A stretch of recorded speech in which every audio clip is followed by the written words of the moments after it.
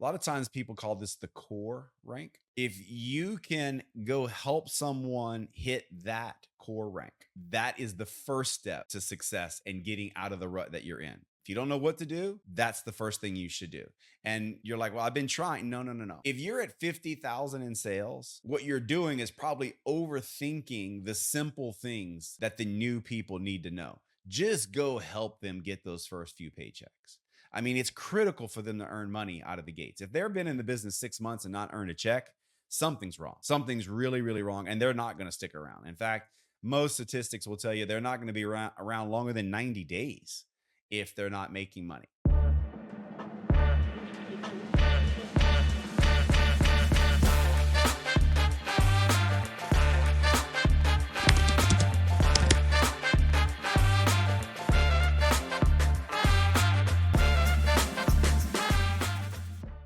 Hey, hey, hey, what's up, podcasters? What's up, Freedom Factory folks?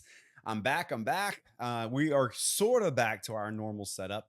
The hurricanes have been a little nuts, so I appreciate your patience as listeners with our equipment. Maybe the sound wasn't so good, the cameras.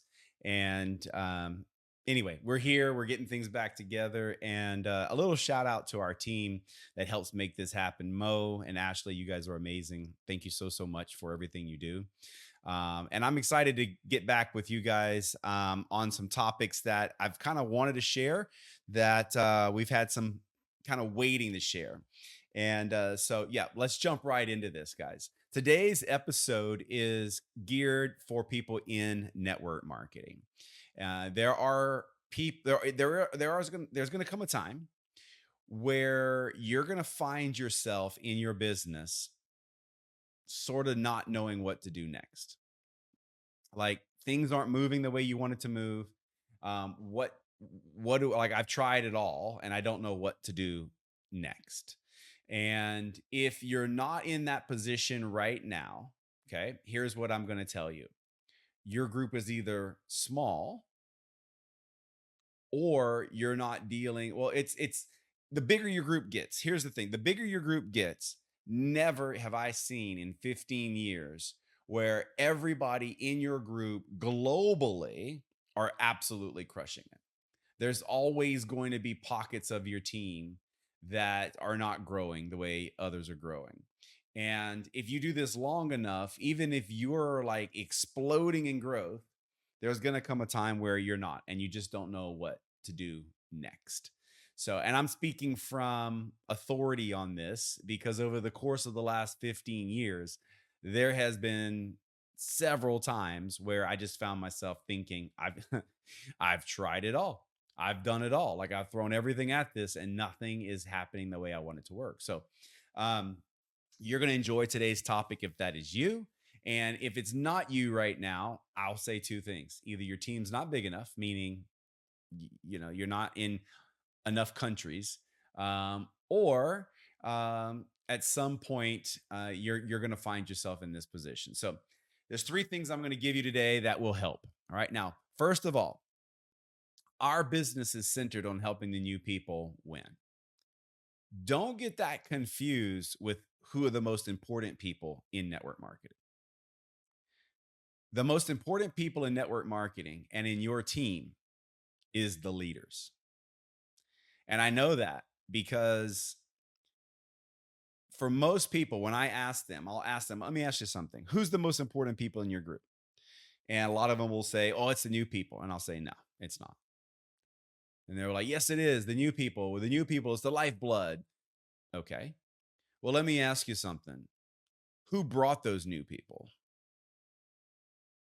Here's the question I ask people. If I ask them, what's the point in your company where someone's considered a leader? Like, what's the point? How much in sales are they doing? And a lot of times it's around 50,000 points, somewhere around 50,000 points a month. People are like taking on some leadership roles. So I say, okay, what if every person in your company that's doing over 50,000 points in sales stopped everything they were doing? They never did another training. They never did another live. They never did another event. They disappeared. How long would the company last? And the answer is not long, because in a healthy relationship in network marketing, you've got a corporate staff that's doing their part, and you've got the field doing their part, and they work together. They collaborate. They they basically are helping each other accomplish one common goal. It's not the new people. So don't ever get that twisted, guys. The most important people in network marketing are the leaders. Okay. However, the people, when you don't know what to do next, like you just don't know what to do next, and you've got 50, like you're doing 50,000 points in sales, the number one thing you can do is go help someone achieve that first step of success. And what I mean by that is usually based around sales. I don't know in your company, but there's some sales amount, monthly sales amount, that becomes significant income where people start to get excited about this. They start to get a little confidence in themselves. I don't know what that number is. Is it 1,000 a month? Is it 3,000? Is it 5,000? I don't know the number, but somewhere in that range. A lot of times people call this the core rank. Um, if you can go help someone hit that core rank, that is the first step to success and getting out of the rut that you're in. If you don't know what to do, that's the first thing you should do. And you're like, well, I've been trying. No, no, no, no. If you're at 50,000 in sales, what you're doing is probably overthinking the simple things that the new people need to know. Just go help them get those first few paychecks. I mean, it's critical for them to earn money out of the gates. If they've been in the business 6 months and not earned a check, something's wrong. Something's really, really wrong, and they're not going to stick around. In fact, most statistics will tell you they're not going to be around longer than 90 days if they're not making money. Okay. Because make no mistake about it, when people join as a consultant or a distributor or rep, whatever you want to call them, they did that to make money. Okay. The community, yes, that's awesome. Some people will stick around for the community more than the paycheck. But I can promise you, when they signed up, their intention was to earn money, or they wouldn't have signed up as a distributor or a rep.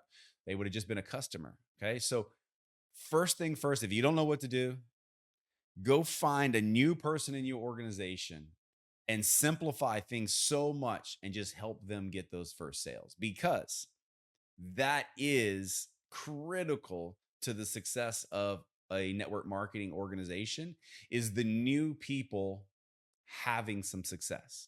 If everybody that comes in never gets to that point, then what do you've got?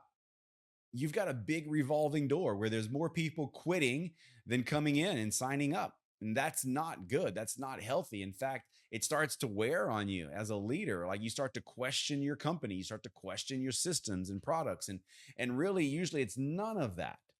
Usually it's because things have gotten so complicated in your teams with systems and this and that, that it's too hard for the new person.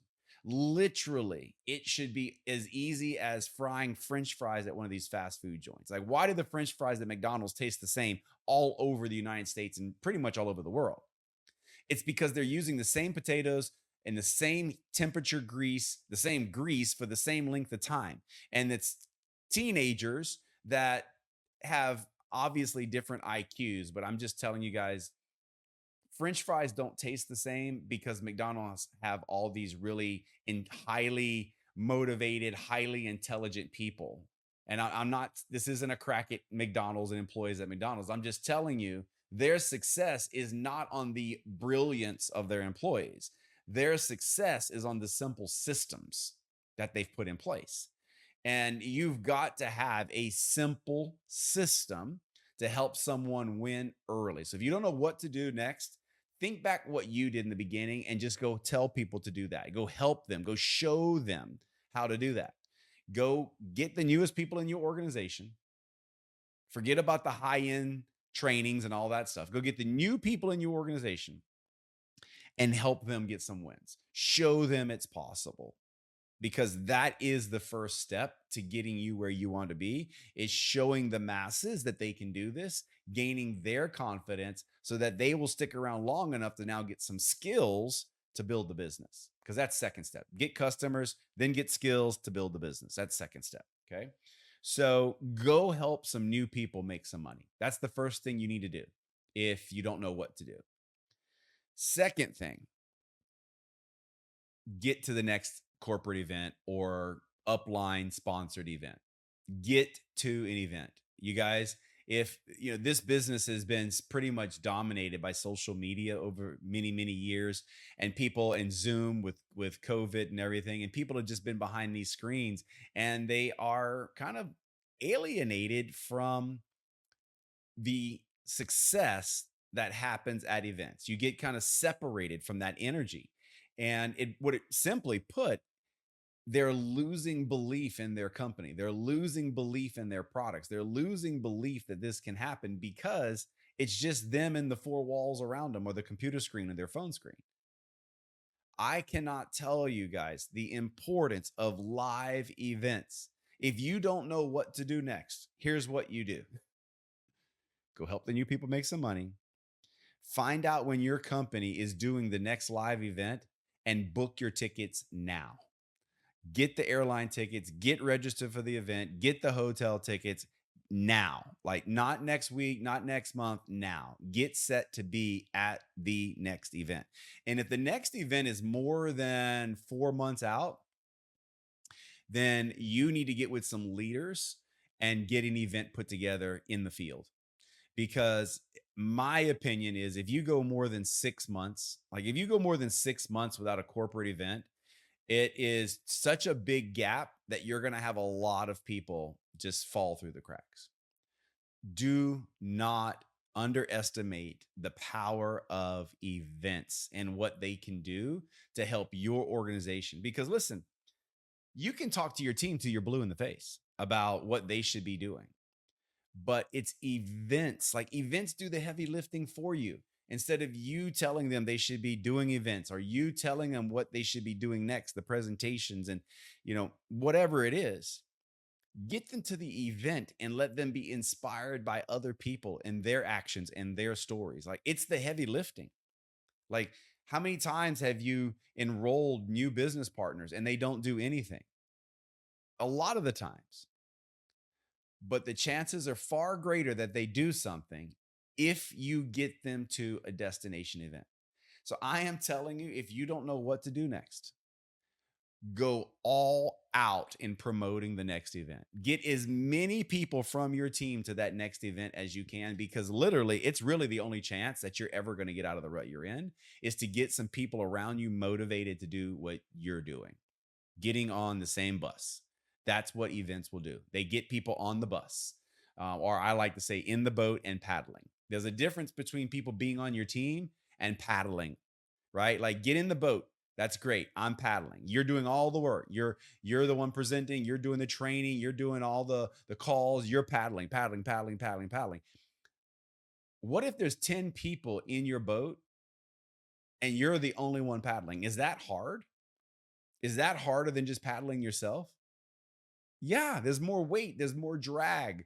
So having people on your team doing nothing is worse than having nobody on your team and you'd be the only one, because their negative energy, their lack of activity weighs on you.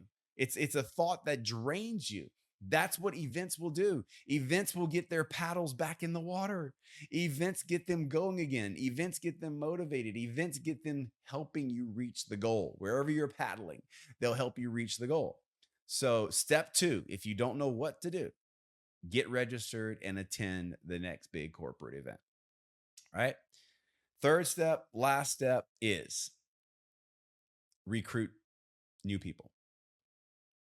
I'm telling you, I heard this. One of the first things I heard early on is, when you don't know what to do, go recruit 5 more people. And when you hear that enough, you're just like, oh my God, if that guy tells me or that woman tells me one more time to go recruit 5 more people, I'm going to die. You guys, at the end of the day, recruiting new people should not be looked upon as a chore. If it's looked upon as a chore, then you're not going to have success in this business anyway, because this is a people business. And if you're recruiting people and their lack of activity or their lack of doing what you thought they were going to do is affecting you emotionally, then you need to change your expectations. You guys need to know the numbers in this industry. You guys, did you know the average consultant or rep that joins in a lifetime only brings two or three other consultants to the table in a lifetime, and that's the average. I mean, my what I've observed is if you bring in 10 consultants, only two or three are going to do anything. Seven are not going to do anything. That's just what it is. That's the profession. Because it's not like any, I mean, it's just like anything else.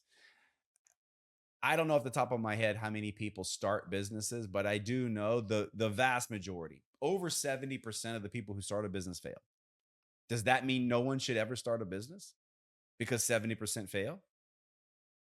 I know that most of the people that get into college never get a degree. I could go on and on with these statistics, but this is no different than anything else. People change their mind. People just do what people do. Okay, and if you want what people, if you're okay with what other people do, then you're gonna have to be okay with what other people have. I'm not okay with what other people have. So that means I have to do something different, right? And so I'm okay mentally knowing I'm going to bring people into the business and they're not going to do anything. That's not, that doesn't mean that I did something wrong. That doesn't mean that the company is not doing something right. The compensation plan, that doesn't mean any of that. Now, could it be you're doing something wrong? Yes. Could it be that your compensation plan stinks? Yes. Could it be your products are not doing what they need to do? Yes, it could be all that, but probably not. Probably not. Probably it's the person that you brought into the business. Them not doing what you told them to do, them not going to events, them not helping the new people make money. Those are the things. So I'm telling you, if you don't know what to do, probably the first thing I would do is go recruit five new people. And then I would help those five people make some money. And I'd make sure all five of those people are at the next event. That's what I would do. And if you do that, I mean, it won't be long before you won't be asking yourself, like, I don't know what to do. Like, because your team and your company will be back running full steam ahead again. And if everybody takes this mindset and understands these three things, help the new people make money, don't miss the events, and keep recruiting new people.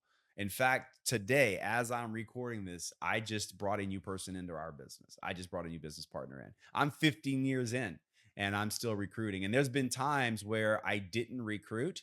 I thought this thing was, just signed, sealed, and delivered. But that's because I was still wet behind the ears. I was only 5, 6, 7 years into the industry. We had made it to the top of the company financially. And I thought it was done. That's not the way this thing works, guys. I know now 15 years in, that's not how it works. This is a profession. I am a professional network marketer. Just like a professional athlete has to keep doing what they do. The moment you stop doing, you get replaced. Fortunately, in our profession, I don't have to have the physical ability to run or do what professional athletes do. What I'm saying is, I'm not going to age out of this profession. You can age out of professional sports. You are not going to age out of this profession, which is that's a good thought, right? That no matter how old you are, there's a space for you in this industry, and you can help other people, especially with the profession we have, guys. There's this thing floating around. This is not on topic. Maybe something I should talk about soon. But I just heard this in the news where there's a thing now where people are being told that they're never going to retire. I forget the term. I'm going to have to write it down and do a little research, but it's basically people never reaching the age of our financial position where they can retire. And that is the exact opposite. If that sounds gross to you, then that's why you read this podcast. Because this podcast is dedicated to helping people get to that position where they have those financial choices. You guys know that my network marketing income is the first step to freedom. It's not the final step. A lot of people think they're in network marketing, they're going to build this big team and then they're going to be free. No, you're not. Because what happens if you spend all the money? Are you free? If you're spending everything you make, you're not free. You're not free. And so the first step to freedom is building an income through network marketing, because you can build a leveraged income, which means for most people, you could build an income in network marketing that you could never have anywhere outside of network marketing. I experienced that. I make 4 times the income right now that I ever made in any other industry. And we did pretty good before, but I make 4 times. So what I do is I live on that old income. Well, I'm really going into another podcast now. I live on that 25%. I pay taxes on it, but then I'm able to take that leftover 50% of my earnings and invest it. And that's how we became free. And that's what I want for you guys. So, first step though is you got to make the money, you got to build the team. Those 3 things, guys. Go help the new people make money. You've already done it. Keep it simple. Get to the next corporate event and then bring some new people in. Bring fresh, and listen, nothing motivates the old team better than a new team coming in and showing the old team it can be done with the same company, the same products, and same comp plan with a different mindset, different energy, different mindset. That's the beauty of the new people. And if you got some problems in the team, here's what I know: all of the problems on your team are being caused by older people on your team. And I'm not talking about age, I'm talking about older and they've been in your team for a while. All the problems are being caused by people that have been around in your team for a while. None of the problems are from new people. The new people that you just recruited last month or the month before, there's no problems there. They're not stirring the pot. So if you're tired of being tired of like dealing with the drama and the stuff, go recruit a new team and show the old team what it looks like to have good energy and good mindset. And some of those people will get the hint. So anyway, you guys, I hope you enjoyed this podcast, this episode, and we're going to keep them coming. We're coming into the end of the year. No time to let off the gas. In fact, time to kind of give it more gas, in my opinion. So with that, share this out, guys. One of the best things you can do for me, if you appreciate what we do for you, is that you share this. So take some screenshots of the podcast, share it in your stories, tag me, and I will definitely show you some love. And we're going to start doing some prizes, some giveaways, maybe some cash giveaways. So you guys, hope you enjoyed this episode, and we'll see you next week. Bye-bye.